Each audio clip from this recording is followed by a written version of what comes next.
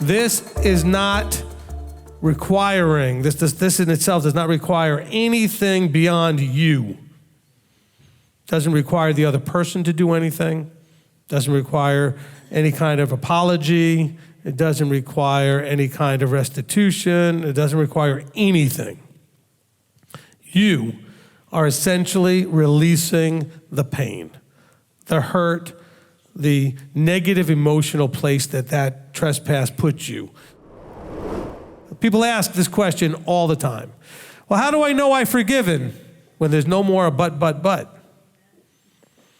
Okay, when you don't think about it anymore and it's in the visceralness of the pain, you remember what happened, you were saddened by it still, and it's regretful that it actually had to happen, and you had wished that maybe it never happened, but still it no longer has that level of negative emotion, especially directed towards the person who trespassed.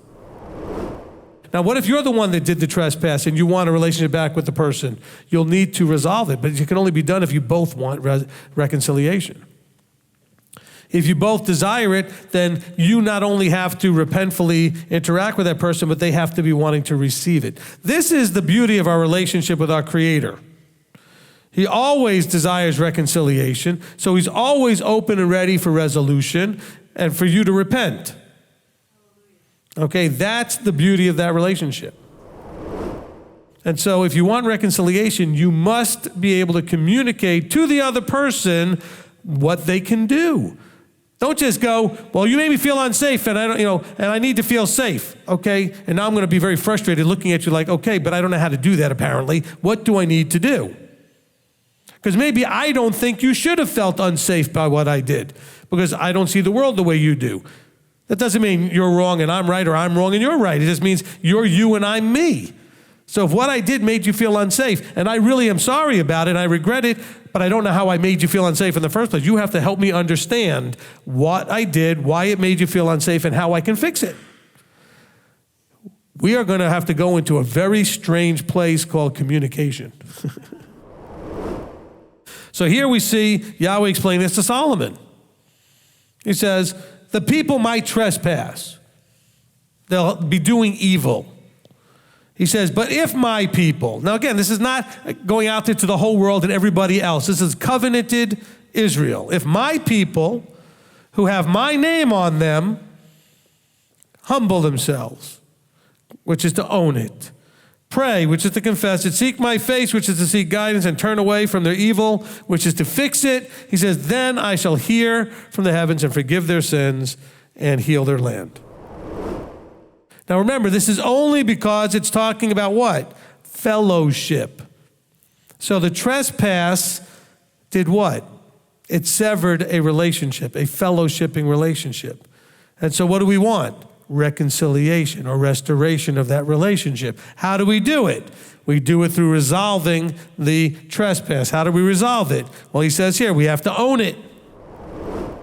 So all of this is predicated on just those who fear him. That's the audience being talked about here. That's the recipient of all this stuff, those who fear him. If you struggle in your life with sin and other things, you have a fear problem. You're fearing the wrong things.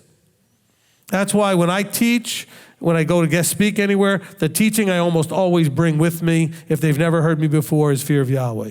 Because if they don't get that, they're not going to get anything else. You know what? This is the Father's approach to forgiveness. Is it yours? Okay, now remember, to get to this place in Psalm 103 and here, there was resolution.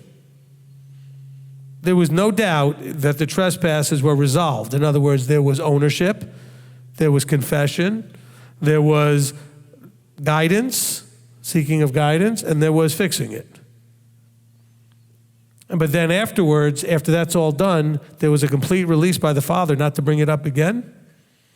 It was finished with, dropped into the depths of the sea as far as east is from the west. Are we doing that? Those sins will no longer be counted against us. Okay, so some of you think, okay, well, I came to a relationship with Yahweh and I repented and all these other things. Well, you only now need to worry about what you do from this moment forward. All that other stuff was forgiven and no longer counts against you. Yeah, you should clap for that. However, all fall short on a regular enough basis. Be concerned about what you're doing now. Where are you going? What are you doing now? When you mikvahed and when you buried the old man and all that other stuff, you wiped out from that moment backwards. You didn't wipe out from that moment backwards and forwards. People think they make the altar call and it kind of goes in all directions, the past, the present, the future, and all over the place. To walk in a worthy manner. And worthiness is a word that has to do with something earned. So I'm sorry to all the Christians out there who get all mad when you have to earn anything. But there's an expectation here from Paul to the Colossians that they walk in a manner that earns worthiness. That the master would look and say, that is a walk that's worthy of me. Worthy of being my disciple. Worthy of being called my children.